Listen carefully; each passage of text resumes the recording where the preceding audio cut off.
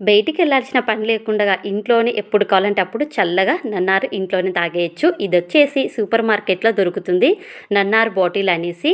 ఇది జస్ట్ ఇంట్లో ఉందంటే చాలు ఎప్పుడు కావాలంటే అప్పుడు మనకు నన్నార్ రెడీ చేసుకోవచ్చు. నేను తీసుకున్న అంగడతన్ని ఇది ఎలా రెడీ చేయాలని అడిగాను. పావు భాగం నన్నారు వేయండి. మిగతా ముక్కాలు భాగం వాటరు, సబ్జా గింజలు వేసేసుకోండి అన్నారు. ఇంకొందరేమో సోడా వేయండి చాలా బావుంటుంది. జస్ట్ సబ్జా గింజలు, సోడా కలపండి అన్నారు. ఇంకొందరేమో ఇందులోకి స్ప్రైట్ కలిపితే ఇంకా చాలా బాగుంటుంది నన్నార్లోకి అనేసారు. నేను 3 విధాలుగా ఇక్కడ ట్రై చేశాను. ఒకటి వాటరు, నిమ్మరసం వేసి, నన్నారు వేసి, సబ్జా గింజలు వేసి ఒకటి రెడీ చేశాను. ఇంకోటి వచ్చేసి ఓన్లీ సబ్జా గింజలు, సోడా మాత్రమే వేశాను.